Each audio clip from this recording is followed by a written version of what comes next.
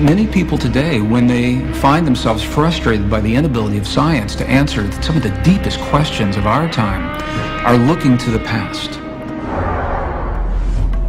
We are reaching a confluence of tipping points in fundamental systems.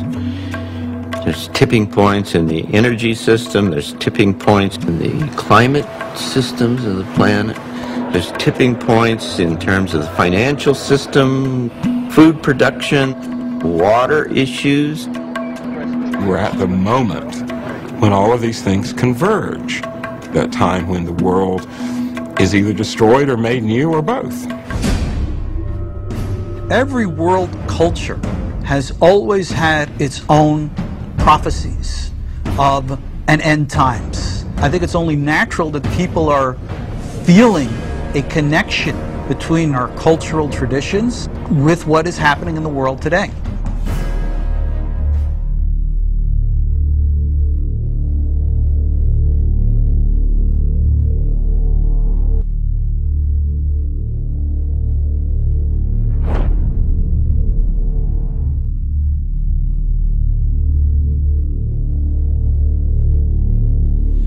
How do you deal with religious symbolism, particularly in the context of the end times, of the end times, of the end times, of the end times?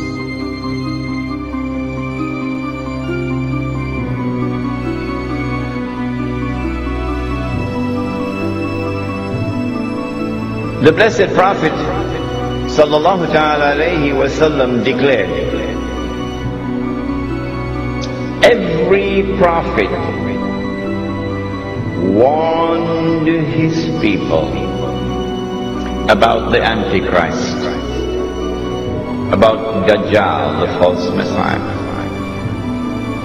And the prophet Noah warned his people.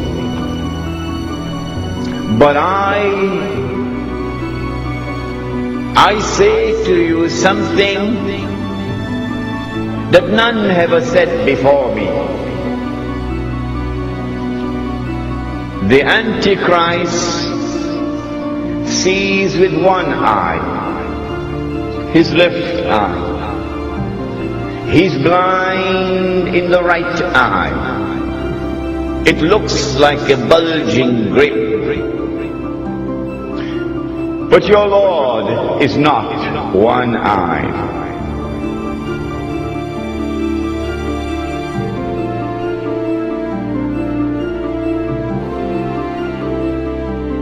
Between his eyes, on his forehead, is written the word kafir, disbeliever. And every mu'min will be able to read it. A mu'min is the one who has accepted the religion, the true religion, but has not only accepted it with the lips, but the truth has entered into the heart. The one who has faith is a mu'min. And so every mu'min will be able to read and recognize this believer. Whether that mu'min is literate or illiterate.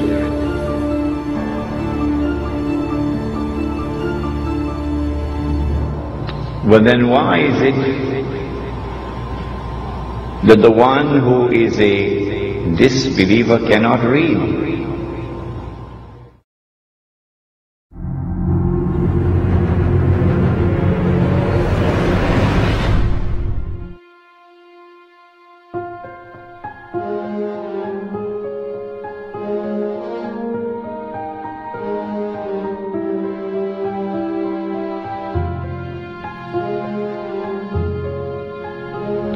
The one who has faith can read. The one who has no faith cannot read. So maybe we should send him to the eye specialist to have his eyes examined. Why can't you read? But the report comes back from the eye specialist, perfect vision, no glaucoma, no cataract. His eyes are perfect. Well, then why can't he read? Even though his eyes are perfect. And why is it that the one who has faith can read and recognize kafir, disbeliever?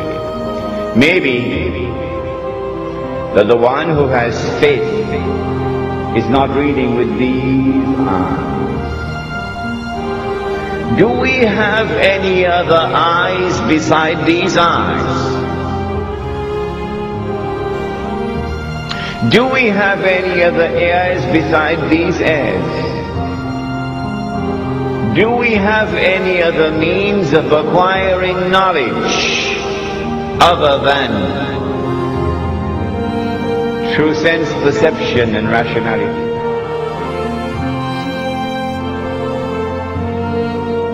The modern godless world says no. The Quran says yes. The Quran says that the heart can see. The Quran says that the heart can hear. When faith enters into the heart, then Allah puts nur in the heart, light. And with that light, the heart can see what these eyes cannot see.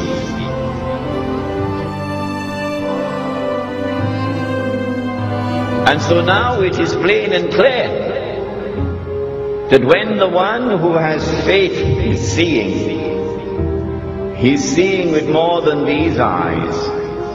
He's seeing with the heart.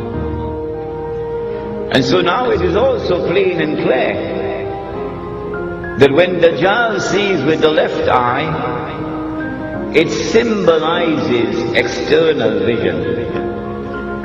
When Dajjal is blind in the right eye, it symbolizes internal blindness. With this introduction, we understand now that when we're dealing with the subject of the Antichrist, there is a lot of symbolism involved in it. Religious symbolism, which needs to be interpreted.